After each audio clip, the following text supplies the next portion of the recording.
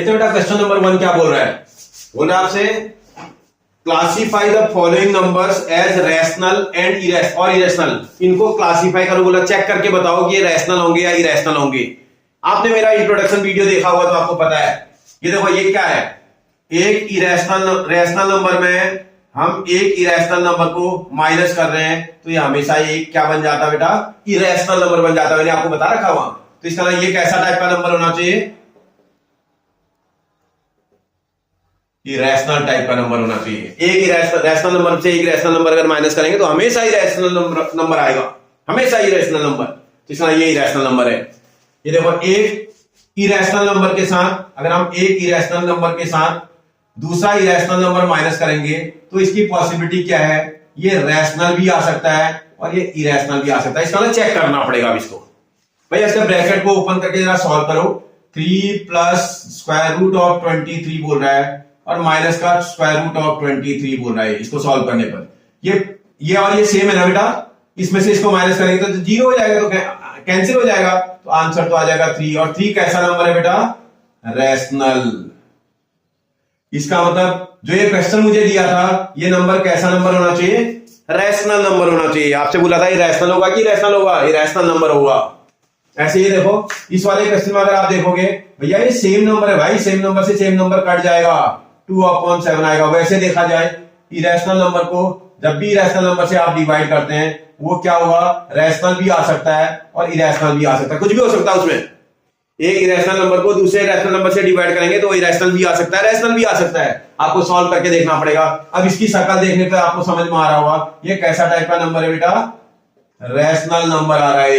इसको सॉल्व करेंगे तो इरेशनल नंबर आ रहा है। तो हमारे पास जो 2√7/7 था वो कैसा नंबर था, रैशनल नंबर। कैसा नंबर है बेटा, रैशनल नंबर। इसको देखते हैं। अगर इसको देखोगे तो आप देखो रैशनल नंबर को आप इरेशनल नंबर से डिवाइड कर रहे हैं। जब भी रैशनल नंबर को इरेशनल नंबर से डिवाइड करते हैं तो हमेशा क्या आता है, इरेशनल। वो हमेशा इरेशनल ही आता है। Rational number divided by irrational number is always irrational number. तो ये कैसा नंबर है, इरेशनल नंबर है। फिर देखते हैं वहां एक ये 2 कैसा नंबर है बेटा, रैशनल नंबर। उसके साथ आप पाई कैसा नंबर है बेटा, पाई आपको याद होगा, पाई यानी रैशनल नंबर। किसी रैशनल नंबर के साथ इरेशनल नंबर को मल्टीप्लाई करते हैं तो क्या बन जाता है, इरेशनल नंबर बन जाता है। तो ऐसी कंडीशन में ये क्या होना चाहिए, इरेशनल नंबर होना चाहिए। तो बहुत सिंपल सा चीजें पूछ रहा आपसे, बोला इरेशनल होगा या इरेशनल होगा। आपको कंडीशन अगर पता है, आपको आपने नियम पढ़े हैं तो आप आराम से बता दोगे कि ये कैसा टाइप का नंबर होगा। हो जाएगा बेटा आपसे, ओके। देखते हैं बेटा नेक्स्ट क्वेश्चन। बोला simplify each of the following expressions. इनको सिंप्लीफाई करने के लिए बोल रहा है। ये फर्स्ट क्वेश्चन है, ये सेकंड क्वेश्चन है, अभी 2 और है। देखते हैं फर्स्ट वाला पार्ट में आपसे बोला था 3 + √3 मल्टीप्लाई बाय 2 + √2। अगर आप इसको ध्यान से देखें ना, ये कुछ ऐसा टाइप का क्वेश्चन लग रहा है। बाइनोमियल है, बाइनोमियल। एक बाइनोमियल को दूसरे बाइनोमियल से आप मल्टीप्लाई कर रहे हैं। क्या कर रहे हो बेटा, वन बाइनोमियल को अदर बाइनोमियल से मल्टीप्लाई। अगर आपने क्लास 6, 7, 8 में अगर आपने मल्टीप्लाई करना सीखा हो, अलजेब्रा पढ़ा है ना, अलजेब्रा जैसा होता है वैसे ये भी है। भैया क्या करेंगे, इस 3 से इसको भी मल्टीप्लाई करेंगे, इस 3 से इसको भी मल्टीप्लाई करेंगे। बाइनोमियल को बाइनोमियल से मल्टीप्लाई कर रहे हैं, इस √3 से इसको भी मल्टीप्लाई करेंगे और इस वाले √3 से इसको भी मल्टीप्लाई करेंगे। आराम से करिएगा। इसके बाद 3 से 2 को मल्टीप्लाई करेंगे, ये प्लस से प्लस को मल्टीप्लाई करेंगे तो प्लस ही आएगा। 3 से इसको भी मल्टीप्लाई करेंगे, 3 मल्टीप्लाई बाई √2।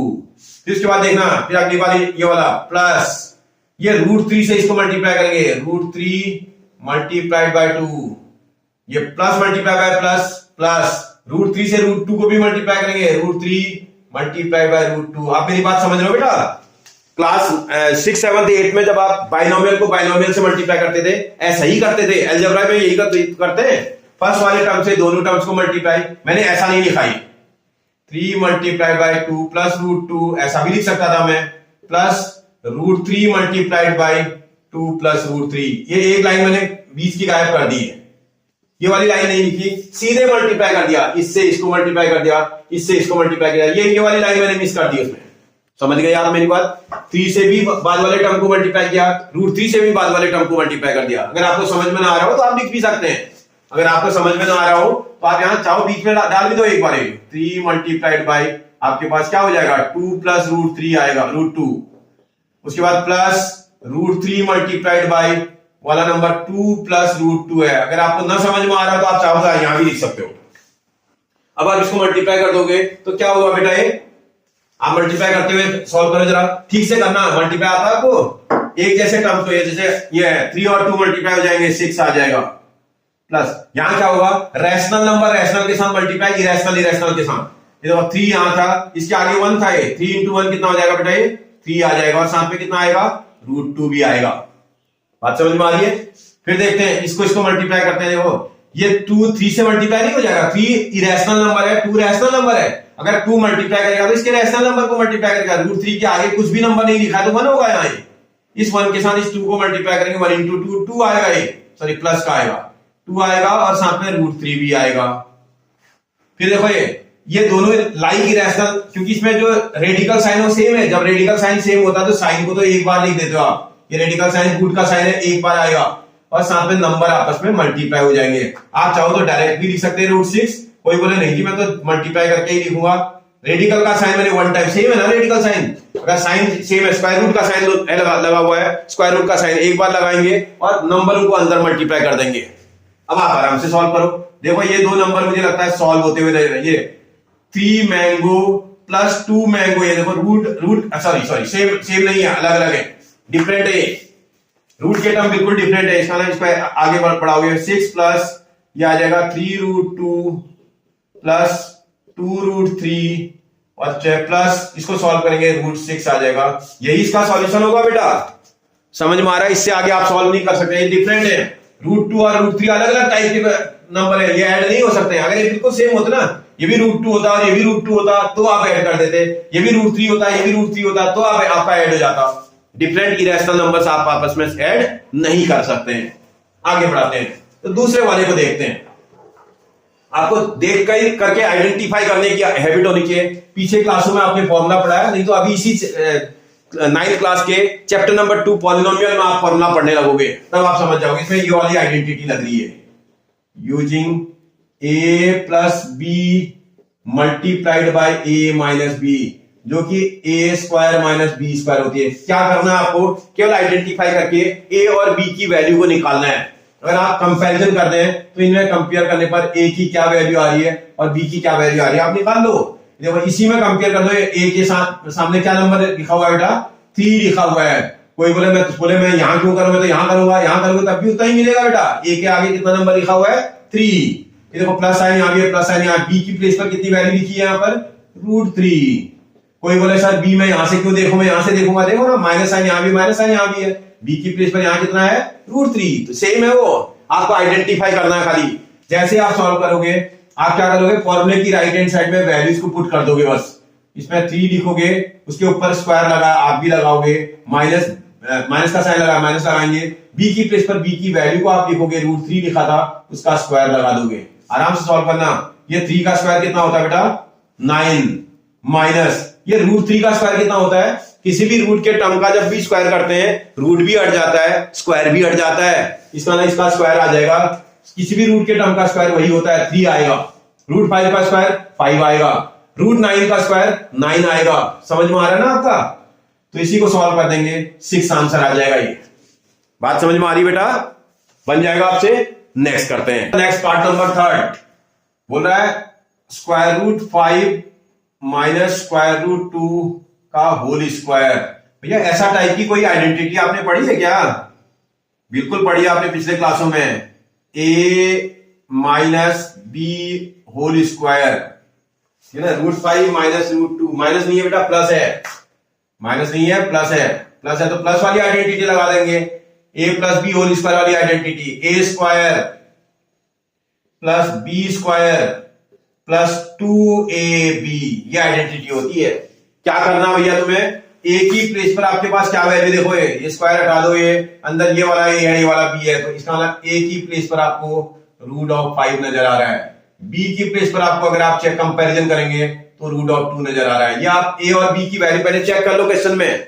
जब a और b की वैल्यू निकल आएगी उस वैल्यूज को आप फॉर्मूले की राइट हैंड साइड में रख देंगे, फॉर्मूले की राइट हैंड साइड में a को a की वैल्यू से रिप्लेस कर दोगे, जो कि √5 है इसका स्क्वायर आ जाएगा, प्लस b की प्लेस पर b की वैल्यू आपके पास √2 था उसका स्क्वायर आ जाएगा ये, और प्लस 2 इंटू ए की प्लेस पर ए की वैल्यू जो कि √5 लग रही है, इंटू बी की प्लेस पर बी की वैल्यू जो कि √2 नजर आ रही है।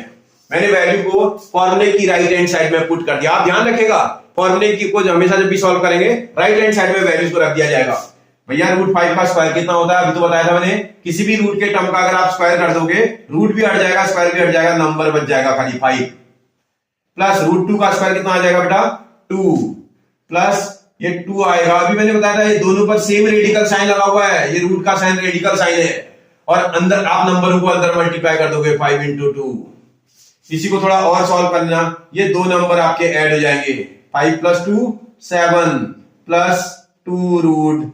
अब आगे सॉल्व नहीं हो पाएगा, कई लोगों को लग रहा होगा 7 और 2 तो ऐड हो जाएगा, 9 हो जाएगा। नहीं, क्यों नहीं हो सकता है, क्योंकि ये रैशनल और इरेशनल नंबर का प्रोडक्ट है, रैशनल नंबर अकेला नहीं है, ठीक है ना। ये एक इरेशनल नंबर के साथ, इरेशनल नंबर है और ये रैशनल नंबर है, इरेशनल नंबर के साथ रैशनल नंबर को आप ऐड नहीं कर सकते हैं, इरेशनल नंबर और रैशनल नंबर ऐड नहीं होते हैं। बात समझ में आ रही है आपको? ध्यान रखेंगे, थोड़ा सा बेसिक चीजों को ध्यान रखोगे आपको समझ में आने लगेगा। नेक्स्ट देखते हैं, ये क्वेश्चन तो आपसे खुद भी बन जाएगा, पार्ट नंबर 2 जैसा लग रहा है, फिर कर दे रहा हूं मैं, कोई दिक्कत नहीं मुझे। यूजिंग, इसमें फिर से देखोगे, अगर आप ध्यान से चेक करोगे, a minus B multiplied by A plus B वाली आइडेंटिटी लगती हुई नजर आ रही है। ये a माइनस बी जो a की वैल्यू प्लेस पर है वही a की प्लेस पर यहां भी है, जो b की प्लेस पर है वही b की प्लेस पर यहां भी है, केवल साइन बीच में प्लस और माइनस का है। तो ऐसी कंडीशन में फॉर्मूला जो बनता है वो a square minus B square बनता है। अगर आप कंपैरिजन करेंगे तो a कितना मिल रहा है आपको, a की वैल्यू आपको √5 आती हुई नजर आ रही है। b को कंपेयर करेंगे तो b की वैल्यू कितनी आ रही है आपके पास, √2 आ रहा है। आप क्या करोगे, a और b की वैल्यू को फॉर्मूले की राइट हैंड साइड में पुट कर दोगे। इसके राइट हैंड साइड में a की प्लेस पर √5 आएगा, उसका क्या हो जाएगा, ये स्क्वायर हो जाएगा, माइनस b की प्लेस पर कितनी वैल्यू है बेटा आपके पास, √2, इसका भी क्या आ जाएगा स्क्वायर। √5 का स्क्वायर कितना होता है 5, माइनस √2 का स्क्वायर कितना होता है बेटा 2, और इसी को सॉल्व कर देंगे कितना आ जाएगा 3 आ जाएगा। कोई परेशानी बेटा, बन जाएगा, ओके। बेटा देखते हैं question number 3। Recall pi is defined as the ratio of circumference of a circle to its diameter. Circumference को c से रिप्रेजेंट कर रहा है, डायमीटर को d से रिप्रेजेंट कर रहा है। This is pi is equal to c upon d। This seems to contradict the fact that pi is an irrational number. आप बोलते हो पाई एक इरेशनल नंबर है और यहां पाई की वैल्यू c अपॉन d आ रही बोल रहा है, मतलब ये बोल रहा है मुझसे पाई को जो है अगर c अपॉन d बोलते हैं तो भाई ये तो रैशनल नंबर आ रहा है और आप बोल रहे हो पाई इरेशनल नंबर है, ये तो कंट्राडिक्शन है, ऐसा क्यों है बोल रहा है। देख तो समझते हैं, ऐसे नहीं, क्योंकि जब तक हम क्वेश्चन को समझेंगे नहीं बात नहीं समझ में नहीं आएगी, ये थोड़ा समझने वाला क्वेश्चन है। देखते हैं क्या बोल रहा है भाई। c क्या है, सर्कमफ्रेंस होती है ना, एक सर्कल ये होता है ऐसा, ये सर्कल की आउटर में बाउंड्री कोई तो सर्कमफ्रेंस बोलते हो आप ये, और यहां से यहां तक की इसकी रेडियस होती है, अगर इसका सेंटर पॉइंट है तो ये रेडियस है, और रेडियस से पास होने वाली कोई भी लाइन डायमीटर होती है। तो ये जो पाई की वैल्यू निकलती है, आप किसी भी उसकी सर्कमफ्रेंस निकालने का आपको फॉर्मूला आता है, सर्कमफ्रेंस को c बोलते हैं आप, किसी भी सर्कल की सर्कमफ्रेंस क्या होती है भाई 2 पाई r बोलते हो आप। इसी को देखा जाए तो पाई मल्टीप्लाइड बाय 2 r ही तो है, और इसी को देखें तो पाई इंटू डी होता है, और वहीं से पाई की वैल्यू निकाली गई है, डी को यहां क्रॉस मल्टीप्लाई करेंगे तो पाई आ जाएगा c अपॉन डी। ये बात आपको समझ में आ रही है। तो इसका मतलब हमने जो वैल्यू निकाली है वो फॉर्मूले से ही निकाली है, और हमें पता है कि पाई एक इरेशनल नंबर है, हमें बताया गया पाई इरेशनल नंबर है। क्यों इरेशनल नंबर है उसको जरा समझते हैं पहले भाई। जो हम जब भी हम मेजरमेंट को निकालते हैं, मेजरमेंट कभी भी एग्जैक्ट नहीं निकलती, हम क्या किससे मेजर करते हैं, रूलर से करते हैं, उससे एक्यूरेट मेजरमेंट कहां से निकलेगी। तो ऐसी कंडीशन में हमारे पास है जो पाई की वैल्यू होती है वो सर्कमफ्रेंस है। सर्कमफ्रेंस जो है भाई एक्यूरेट नहीं होगी, वो कुछ ना कुछ इस तरह की वैल्यू आएगी। माना मैं बोलो 3 पॉइंट आपके पास 09, आपके पास फिर से 099, फिर आपका है 09990 डैश डैश, ऐसे टाइप का नंबर आ गया माना सी। ऐसे ये एक नंबर आया। ऐसे ही आपके पास आर भी है, रेडियस, माना आपने रेडियस निकाल लिया, कुछ भी रेडियस निकाला, आपका रेडियस निकाला, कुछ भी आ सकता है। डिस्टेंस है भाई, डिस्टेंस को आपने मेजर कर रहे हैं, अप्रोक्सीमेटली मेजर हो रही होगी, हो सकता है आपका डिस्टेंस कुछ भी आ जाए आपके पास, माना आपका 170, आपका 700 कितना आ जाए, इसको आप अप्रोक्सीमेटली कितना बोलते हैं, ये आपका 2.2 सेंटीमीटर की है, सेंटीमीटर होता तो अगर आप मेजर करते रूलर में बोलते इसको 2.2 सेंटीमीटर है, इसको मेजर करते तो ये 3.1 सेंटीमीटर के आसपास है अप्रोक्सीमेशन में। ये इसका रेडियस 3.1 सेंटीमीटर, इसका रेडियस 2.1 सेंटीमीटर, और आप जब सॉल्व करते हैं इसका पाई की वैल्यू तो आप बोलते हैं इसका 3.1 अपॉन 2.2 आ रहा है। सर ये भी रैशनल आ रखा है, ये भी रैशनल आ रखा है, रैशनल था थोड़ी, आपने लिया है, समझ में आ रहा है। जब भी डिस्टेंस को आप कैलकुलेट करते हैं वो बिल्कुल एक्यूरेट नहीं आती, वो जो है अप्रोक्सीमेशन में आती है, तो वो कुछ इसी तरह की आती है। तो हम उसका क्या क्या करते हैं, जब भी वैल्यू को लेते हैं तो हम एक एप्रोप्रिएट वैल्यू ले लेते हैं, एक अंदाजन वैल्यू ले लेते हैं उसकी। तो आप भी रूलर में यही करते हो, रूलर में जब मेजर करते हो एक्यूरेट थोड़ी आती हो, लेकिन उसमें वो पॉइंटों की थोड़ा बहुत मिस्टेक होती है उसमें, लेकिन हम उसको क्या करते हैं जो है अप्रोक्सीमेट ले लेते हैं कि भाई वो 3.1 के बराबर है, और ये दिखने में रैशनल लगता है। जब आप वैल्यू को रखते हैं वो रैशनल लगता है, होता नहीं है, होता क्या है, इरेशनल ही है। मतलब ये भी इरेशनल है, ये भी इरेशनल। आप देखो यहां इसमें जो सर्कमफ्रेंस है वो भी इरेशनल है और ये भी इरेशनल है। किसी एक इरेशनल नंबर को एक इरेशनल नंबर से जब भी आप डिवाइड करते हैं वो क्या आ सकता है भैया, वो इरेशनल भी आ सकता है और वो रैशनल भी आ सकता है। वो आपका इरेशनल भी आ सकता है, वो रैशनल भी आ सकता है, ठीक है ना। अभी आप जब आप वैल्यू को ले रहे हैं भाई, अगर आप वैल्यू को देखें तो इनमें जो डिस्टेंस है, डिस्टेंस हमेशा इरेशनल ही आती है। डिस्टेंस को जब हम कहते हैं एक्यूरेट नहीं निकल सकती हो, वो अप्रोक्सीमेशन में निकलती है, कुछ इस तरह की होती है। तो जब आप करते हो भाई सी भी आपके यहां आपको देखने से लग रहा है सी रैशनल है, डी रैशनल है, ऐसा है नहीं। ये डिस्टेंस को मेजर कर रहा है, डिस्टेंस इरेशनल ही आती है ज्यादातर। उसको हम जब भी वैल्यू को लेते हैं तो रैशनलाइज करके ले लेते हैं, तो उसको आप 3.1 बोल देते हो, लेकिन वो जब भी निकालोगे आप थोड़ा बहुत वो इसी टाइप का नंबर आता है। तो आपके पास जो नंबर आया ये भी रैशनल है, ये भी रैशनल है। एक ही रैशनल नंबर को दूसरे रैशनल नंबर से जब आप डिवाइड करते हैं तो आपके पास दो ऑप्शन है, या तो आपका रैशनल आएगा या तो इरेशनल आएगा। समझ में आ रहा है, या तो रैशनल आएगा या तो इरेशनल आएगा। यहां पर जो कंडीशन है, जो वैल्यू आ रही है ये भी रैशनल आ रही है, ये भी रैशनल आ रही है, दोनों ही रैशनल नंबर एक दूसरे से कैंसिल भी नहीं होंगे, तो ऐसी कंडीशन में ये वैल्यू क्या आएगी, इरेशनल ही आएगी। बात समझ में आ रही है आपको। इसलिए जो है पाई को हम क्या बोलते हैं बेटा, pi is an irrational number. Pi क्या होता है हमारा, इरेशनल नंबर होता है। आप बोलते हो ना पाई इज एन इरेशनल नंबर, तो पाई इसीलिए इरेशनल होता है क्योंकि सरकमफ्रेंस भी एक जो है इरेशनल वैल्यू है और डायमीटर भी एक इरेशनल वैल्यू है, तो उनका जो रेशियो आता है वो भी कैसा आएगा, इरेशनल आएगा। बात समझ में आ रही है आपको, कर लोगे अब आप, हो जाएगा आपसे, समझ आ गया आपको, ओके बेटा। क्वेश्चन नंबर 4 देखते हैं एक बार। बोल रहा है represent root of 9.3 on number line. Root of 9.3 को नंबर लाइन में रिप्रेजेंट करो बोल रहा है। कुछ नहीं करना, तुम्हें समझना है क्वेश्चन खाली। अगर बोले रूट ऑफ 9.3 को नंबर लाइन में रिप्रेजेंट करो, कोई बोले रूट ऑफ 6.5 को नंबर लाइन में रिप्रेजेंट करना है, या कोई बोलते रूट ऑफ 5.4 को नंबर लाइन में रिप्रेजेंट करना है। ऐसे ही बहुत सारे क्वेश्चन कुछ भी पूछ सकता है। एक तो वैरायटी ये है, और दूसरी वैरायटी कई बार बोलेगा रूट ऑफ 6 को नंबर लाइन में रिप्रेजेंट कर दो, रूट ऑफ 5 को नंबर लाइन में रिप्रेजेंट कर दो, रूट ऑफ 17 को नंबर लाइन में रिप्रेजेंट कर दो, रूट ऑफ 37 को नंबर लाइन में रिप्रेजेंट कर दो, डैश डैश, इस टाइप के क्वेश्चन पूछेगा।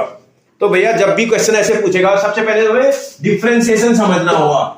अगर डेसिमल पॉइंट के रूट को नंबर लाइन में रिप्रेजेंट करना है तो जैसे मैं अभी कर रहा हूं ऐसे करेंगे। अगर माना कोई बोले root of 6, root of 5, root 17, root 37 single root के साथ क्वेश्चन को पूछ रहा है और नंबर लाइन में रिप्रेजेंट करने के लिए बोल रहा है, तो एक्सरसाइज नंबर 1.2 में मैंने इस टाइप का क्वेश्चन आपको कराया था, वैसे करेंगे। आपको क्वेश्चन को आइडेंटिफाई करना है पहले तो, ठीक है ना बेटा।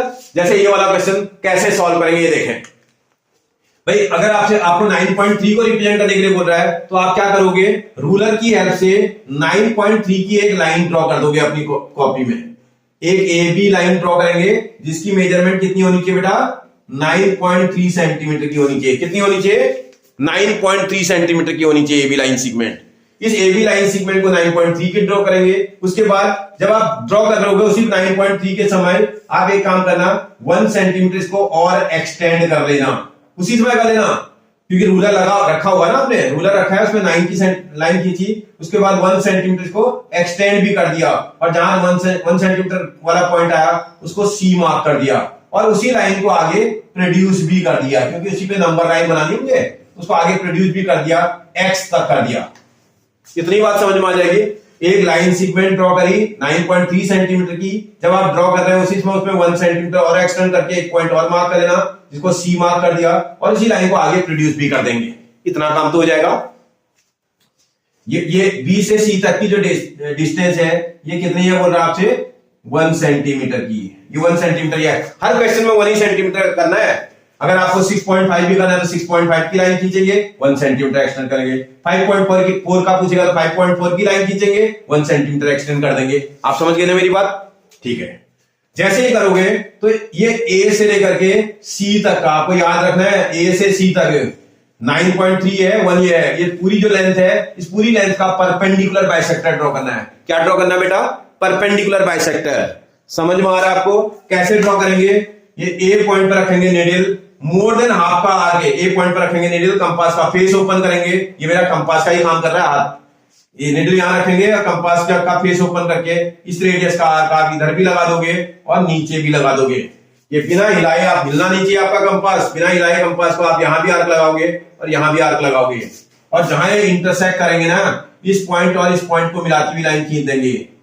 इस लाइन को खींचेंगे और लाइन आपकी ओरिजिनल लाइन को किसी पॉइंट पे इंटरसेक्ट कर देगा। सी तक आ रहा, डी नेम दे दो। आपने जहां इंटरसेक्ट कर रहा था उसको डी नेम दे दिया।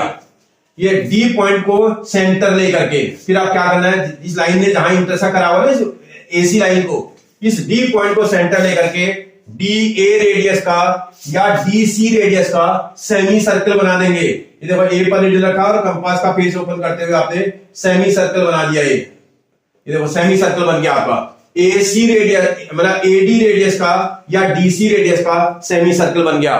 जैसे ही सेमी सर्कल बनाएंगे तो सेमी सर्कल के बनने के बाद आपको क्या करना होगा, जो ये बी पॉइंट आपको दिखाई दे रहा है ना, इस बी पॉइंट पर आप परपेंडिकुलर ड्रॉ करेंगे। बी पॉइंट पर परपेंडिकुलर कैसे बनाएंगे भाई? बी पॉइंट पर रखेंगे निडल, कंपास का फेस ओपन करेंगे, एक ऐसा आर्क लगा देंगे जो इसको दो जगह कट कर दे।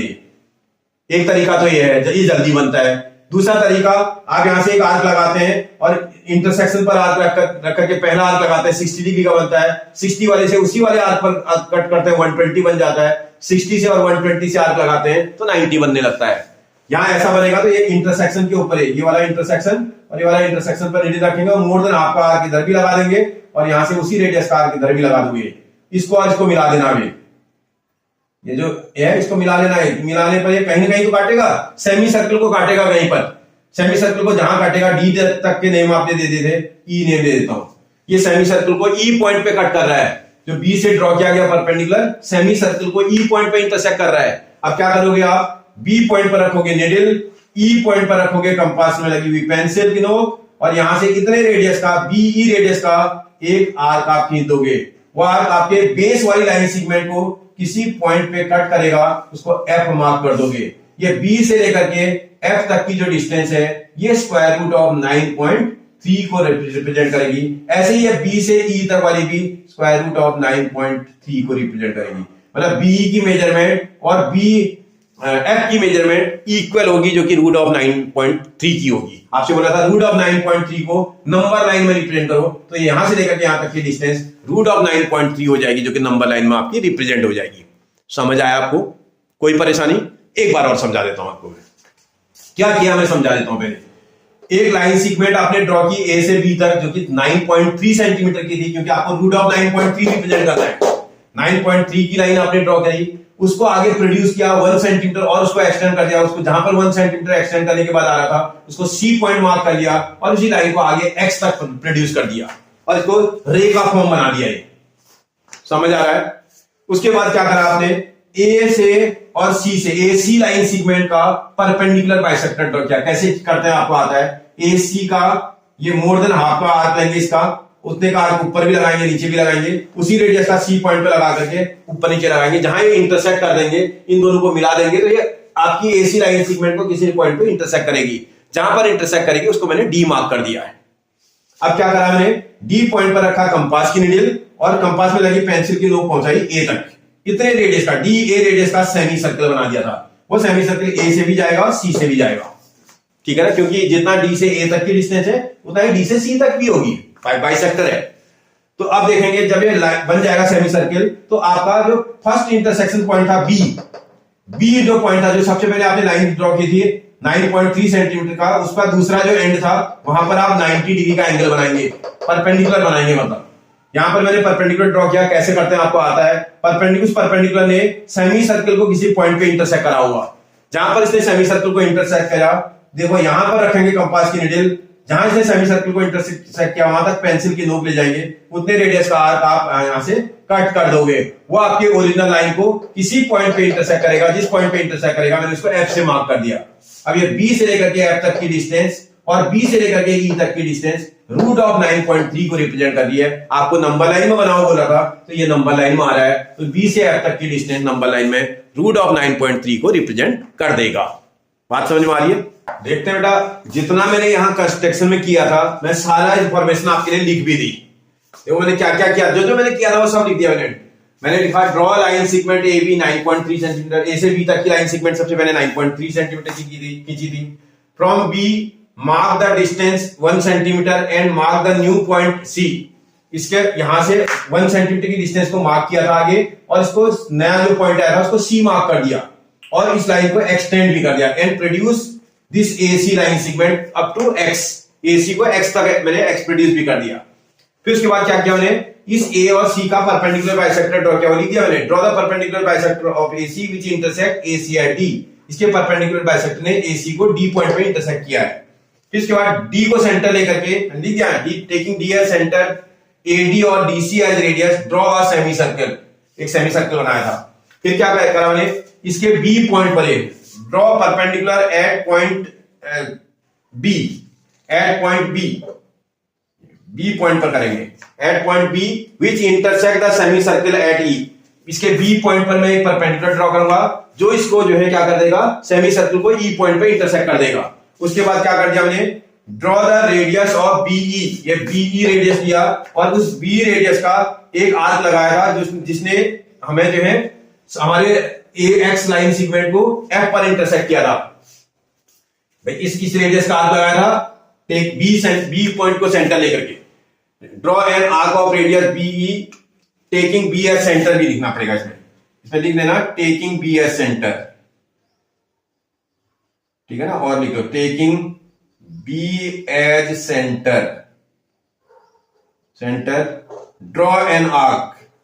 भाई B पॉइंट को सेंटर लेकर के taking B as centre, draw an arc of radius BE which intersect AX at F। उसको AX को F पर इंटरसेक्ट करेगा। यहां बता भी दिया हमने, BF represent root of 9.3 on number line. ये BF जो लाइन सेगमेंट है वो रूट ऑफ 9.3 को नंबर लाइन में रिप्रेजेंट भी करेगी।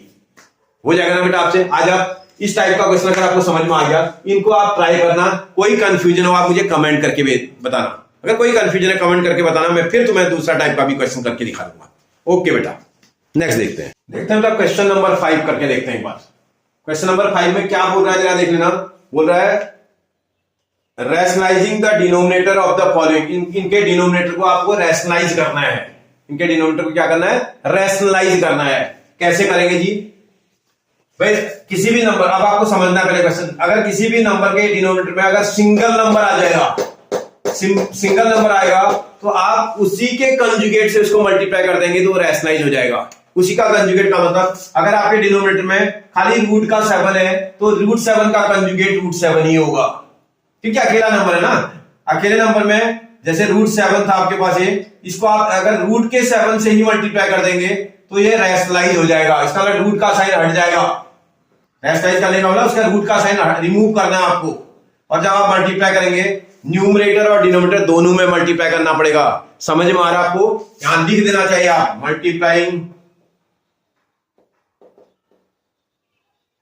Multiplying both numerator and denominator by root of 7। आप रूट ऑफ 7 से न्यूमरेटर को भी और डिनोमिनेटर को भी मल्टीप्लाई कर दिया आपने।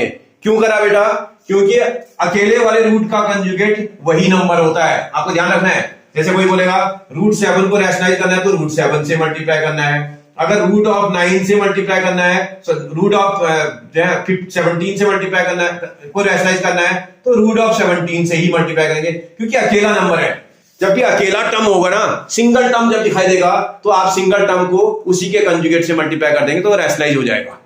बात समझ में आ रही? ध्यान रखना आपको। देखते हैं हम इसको। देखो रूट 7 इंटू रूट 7 को सॉल्व करेंगे तो बेटा ये 7 हो जाएगा। रूट के टर्म को जब 2 बार मल्टीप्लाई करते हैं, क्या मतलब है रूट 7 इंटू रूट 7 का? इसका रूट 7 का स्क्वायर हो गया। इसका मतलब 2 बार मल्टीप्लाई करते हैं तो स्क्वायर हो गया। और अगर किसी भी नंबर पे रूट भी लगा हुआ और स्क्वायर भी लगा होते हैं तो हर दोनों रिमूव हो जाते हैं। तो इसका मतलब ये तो 7 बन जाएगा। और ये रूट 7 मल्टीप्लाई बाय 1, ये रूट 7 बन जाएगा। और अब आप इसमें चेक करो, आप इसका डिनोमिनेटर आपका क्या हो गया बेटा? रैशनल बन गया। रैशनलाइज करने का मतलब इसके डिनोमिनेटर को रैशनल नंबर बना दो, यही तो मतलब हुआ इसका। बात समझ में आई आपको? सिंगल नंबर पर तो आप समझ गए, अगर सिंगल नंबर का डिनोमिनेटर रैशनलाइज करना होगा तो आप उसी के सेम नंबर से उसको मल्टीप्लाई कर देंगे तो वो रैशनलाइज हो जाएगा। अब कभी कभी डबल टर्म भी तो आएगा ऐसे। अगर डबल आ जाए तब क्या करेंगे? ऐसे टाइप के क्वेश्चनों में multiplying both numerator and denominator bye conjugate of denominator. Conjugate क्या होता है भाई? Conjugate of denominator. अगर आप इसके डिनोमिनेटर में जो नंबर लिखा है उसके बीच का साइन बदल दें, जैसे रूट 7 था और यहां रूट का 6 था, बीच में माइनस साइन लगा था, अगर आप बदल करके उसको प्लस का 7 बना दोगे तो इसका कंजुगेट होता है। समझ में आ रहा है? मतलब अगर प्लस लगा है तो उसको माइनस वाले से मल्टीप्लाई करेंगे तो माइनस वाला बीच में लगा हुआ माइनस साइन वाला नंबर उसका कंजुगेट हो जाएगा। जैसे रूट 7 माइनस रूट 6 का कंजुगेट रूट 7 प्लस रूट 6 होता है। ऐसे अगर कोई बोल दे बेटा 2 रूट 5 प्लस रूट 3 आ रखा है, इसका क्या कंजुगेट होगा? इसका कंजुगेट क्या होगा भैया? इसके बीच का साइन बदलना पड़ेगा। 2 रूट 5 माइनस रूट 3 इसका कंजुगेट हो जाएगा। कोई बोले सर 3 रूट 5 माइनस 2 का क्या कंजुगेट होगा? ये भी डबल टर्म है, 2 टर्म है। जब भी किसी क्वेश्चन में 2 टर्म्स आ जाते हैं तो उसके बीच का साइन बदल देंगे तो उसका कंजुगेट हो जाएगा। 3 रूट 5 प्लस 2 से अगर मैं मल्टीप्लाई कर दूं तो ये एक दूसरे के कंजुगेट है। ये नंबर और ये नंबर एक दूसरे के कंजुगेट है। डबल टर्म है भैया, 2 टर्म है इसमें। समझ में आ रहा है? 2 टर्म वाले में बीच का साइन बदल दिया जाए तो उसका कंजुगेट बन जाता है। इतनी बात आपको समझ में आई? मतलब कंजुगेट क्या होता है ये आप समझ गए। सिंगल नंबर में वही नंबर उसका कंजुगेट होता है। अगर जैसे रूट मैंने आपसे बताया था पिछले क्वेश्चन में, रूट 7 उसके डिनोमिनेटर में आ गया था, तो अगर आप रूट 7 से मल्टीप्लाई कर देंगे तो उसका कंजुगेट होता है। रूट 7 का कंजुगेट रूट 7 ही है। अगर रूट 7 को रूट 7 से मल्टीप्लाई करेंगे तो रैशनलाइज हो जाएगा। यहां पर जब क्वेश्चन करेंगे तो आप पहले क्वेश्चन को लिख लेना। रूट 7 माइनस रूट 6 आपके पास क्वेश्चन था। आप इसको इसी के कंजुगेट से मल्टीप्लाई करेंगे। रूट 7 प्लस रूट 6 जैसा लिखा था आप ध्यान से देखना। इससे अगर आप मल्टीप्लाई करें, मैथ से बेटा ये अगर आप खाली डिनोमिनेटर मल्टीप्लाई कर देंगे क्वेश्चन ही चेंज हो जाएगा। इसलिए मैथमेटिक्स में जो भी करना है आपको न्यूमरेटर और डिनोमिनेटर दोनों में करना पड़ता है। रूट 7 प्लस रूट 6 से आप न्यूमरेटर को भी मल्टीप्लाई कर देंगे। जब आप न्यूमरेटर को किसी 1 से किसी भी नंबर को मल्टीप्लाई करते हैं तो वही नंबर आ जाता है बेटा। रूट 7 प्लस रूट 6 को 1 से मल्टीप्लाई करेंगे, रूट 7 प्लस रूट 6 न्यूमरेटर में आ जाएगा। डिनोमिनेटर में आप देखोगे तो ये वाली आइडेंटिटी लगती हुई नजर आ रही होगी अगर आपने ज्ञान दिया तो। इसके डिनोमिनेटर में a minus B multiplied by a plus b, जो कि आइडेंटिटी किसकी होती है बेटा? a square minus B square की होती है। आप देख रहे हो अच्छे से देखो, a की प्लेस पर रूट 7, a की प्लेस पर यहां भी रूट 7, b की प्लेस पर रूट 6, b की प्लेस पर रूट 6। एक बार प्लस माइनस का, एक बार प्लस का, तो वही माइनस प्लस वाला फॉर्मूला लग गया। a की प्लेस पर वैल्यू कितनी थी बेटा आपके पास? रूट का 7। आप इस वैल्यू को राइट हैंड साइड में, फॉर्मूले की राइट हैंड साइड में पुट कर दोगे। a की प्लेस पर रूट 7 आ रही थी आपके पास, माइनस साइन लगा हुआ था। b की प्लेस पर b की वैल्यू रूट का 6 दिख रहा है, इसका भी क्या कर दोगे? स्क्वायर कर दोगे। थोड़ा और सॉल्व कर लेना बेटा। ये आ जाएगा root 7 plus root 6 divided by root 7 का स्क्वायर कितना होता है बेटा? बताया था मैंने आपको 7। रूट 6 का स्क्वायर कितना होगा बेटा? 6। क्या साइन लगा है बीच में? माइनस। क्या ये सॉल्व हो सकते हैं? बिल्कुल हो सकते हैं।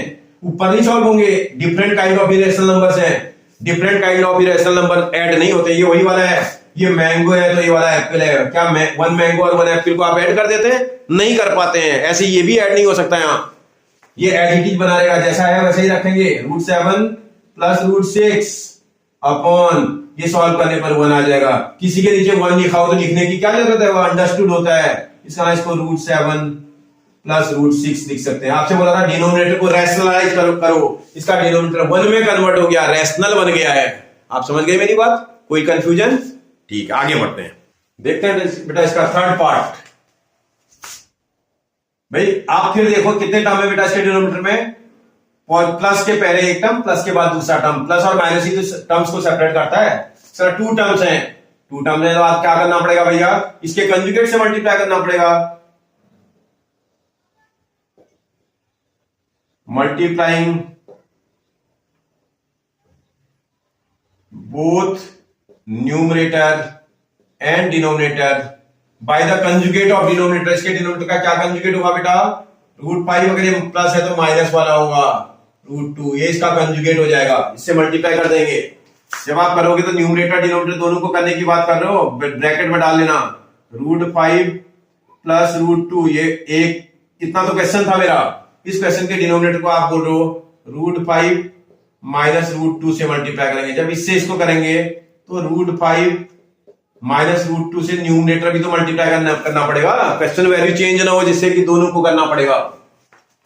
इसका डिनोमिनेटर एक आइडेंटिटी बन गया, using a plus B multiplied by a minus b. ये आइडेंटिटी किसकी होती है बेटा, a square minus B square की होती है। ये identity a square minus B square की है। अगर आप चेक करोगे न्यूमरेटर में ये 1 से इसको मल्टीप्लाई करेंगे तो ये तो यही आएगा, √5 माइनस √2 ही आएगा ये, डिवाइडेड बाई नीचे देखना पड़ेगा a plus b, a minus b, एक ही प्लेस पर क्या वैल्यू है आपके पास, √5 है, एक ही प्लेस पर √5 है तो √5 का स्क्वायर आएगा। ये फॉर्मूले की राइट हैंड साइड में वैल्यू को पुट कर दिया जाएगा a की और b की। b की प्लेस पर क्या वैल्यू है बेटा आपके पास, √2, फॉर्मूले की राइट हैंड साइड में √2 b की प्लेस पर रख देंगे, बाकी एज इट इज नोट कर देना है। अब आप देखोगे न्यूमरेटर तो √5 माइनस √2 एज इट इज रहेगा, अपॉन √5 का स्क्वायर कितना हो जाएगा बेटा 5, √2 का स्क्वायर 2, इसी को थोड़ा और सॉल्व कर दोगे, √5 माइनस √2 अपॉन 5 में से 2 माइनस करेंगे कितना आ जाएगा बेटा 3 आ जाएगा, और इसका डिनोमिनेटर क्या हो गया बेटा, रैशनल बन गया है, रैशनल बन गया। कोई परेशानी? ओके, आगे बढ़ते हैं।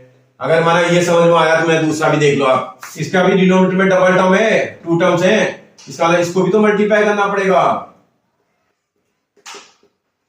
Multiplying both numerator and denominator by the conjugate of denominator. इसका क्या कंजुगेट होगा बेटा, इसके मिडिल का साइन बदल देंगे तो उसका कंजुगेट हो जाएगा। ये माइनस वाला है तो प्लस वाले से मल्टीप्लाई कर देंगे तो इसका कंजुगेट बन जाएगा। समझ में आ रहा है? आप इससे इसके न्यूमरेटर को भी मल्टीप्लाई करेंगे, इससे इसके डिनोमिनेटर को भी मल्टीप्लाई करेंगे, √7 माइनस 2, ये इसका डिनोमिनेटर, ये क्वेश्चन लिखा हुआ था, इसके डिनोमिनेटर को आप बोल रहे हैं √7 प्लस 2 से मल्टीप्लाई कर दूंगा, √7 प्लस 2 से आप इसको मल्टीप्लाई करेंगे तो सेम नंबर से इसके न्यूमरेटर को भी मल्टीप्लाई करना पड़ेगा, इससे इसको भी मल्टीप्लाई करना पड़ेगा। जैसे ही सॉल्व करेंगे भाई, न्यूमरेटर में 1 को मल्टीप्लाई करने पर तो सेम नंबर आएगा ना, √7 प्लस 2, ये तो ऐसे ही रहेगा। ये ध्यान रखना, एक ही रैशनल नंबर है, मैथमेटिक्स में ऐड नहीं होते हैं, यानी कि एक बार सीख लिया, बार बार फिर बाद में जब क्वेश्चन करना हो तो तब तक सॉल्व कर दिया, ऐसा नहीं। देखो इसमें फॉर्मूला, इसमें आइडेंटिटी लगने लगी है, आप समझने लगे होंगे, using a minus B multiplied by a plus B वाली आइडेंटिटी लग रही है, जो कि क्या होती है बेटा, a square minus B square. खाली आपको a और b की वैल्यू चेक करनी है और राइट हैंड साइड में रख देनी है। a की प्लेस पर क्या वैल्यू है बेटा आपके पास, √7, तो राइट हैंड साइड में रखेंगे तो a स्क्वायर बोल रहा है तो √7 का क्या करना पड़ेगा, स्क्वायर। b की प्लेस पर क्या वैल्यू है बेटा 2, चाहे यहां देख लो चाहे यहां देख लो, दोनों में 2 है, 2, और b का स्क्वायर करेंगे तो 2 का स्क्वायर आ जाएगा। ऊपर तो ये √7 प्लस 2 बन जाएगा न्यूमरेटर, अपॉन √7 का स्क्वायर बेटा कितना होता है 7, माइनस 2 का स्क्वायर कितना होगा बेटा, ये 4 होगा, ये 2 का स्क्वायर है, √2 का स्क्वायर नहीं है, 2 का स्क्वायर। इसी को सॉल्व करेंगे, √7 प्लस √2 डिवाइडेड बाय, नीचे देखेंगे तो 3 आ रहा है, इसका डिनोमिनेटर अब फिर से क्या हो गया बेटा, रैशनल बन गया है। यही तो बोल रहा था, इसके डिनोमिनेटर को रैशनलाइज करो, रैशनल बना दो। बात समझ में आ रही है आपको? कोई कंफ्यूजन? मुझे नहीं लगता कि किसी तरह की कोई परेशानी आएगी। अभी मैं एक्स्ट्रा क्वेश्चन कराऊंगा तब भी आप आराम से करोगे, कोई प्रॉब्लम नहीं है। बहुत अच्छी वैरायटी के क्वेश्चन हम सीखेंगे यहाँ, ठीक है ना। जब हम क्वेश्चन करेंगे तो आप पहले एनसीईआरटी पहले अच्छे से कर लेते हैं, जब हमें समझ में आने लगेगा फिर हम एक्स्ट्रा क्वेश्चन भी करेंगे, चाहे वो एग्जाम में आए या ना आए, लेकिन हमारी नॉलेज को बढ़ाएंगे। समझ में आ रहा है बेटा आपको? ओके बेटा, इसी के साथ बेटा ये वाली एक्सरसाइज भी खत्म हो गई है। अगर आपको मेरी पढ़ाने के बाद मेरा पढ़ाना अच्छा लग रहा हो, आपको मेरे वीडियो पसंद आ रहे हो, तो प्लीज इन वीडियोस को शेयर, सब्सक्राइब और लाइक जरूर कर दें, अपने फ्रेंड्स को बता दें, जिससे कि मेरा भी मोटिवेशन बढ़ेगा। थैंक यू बेटा।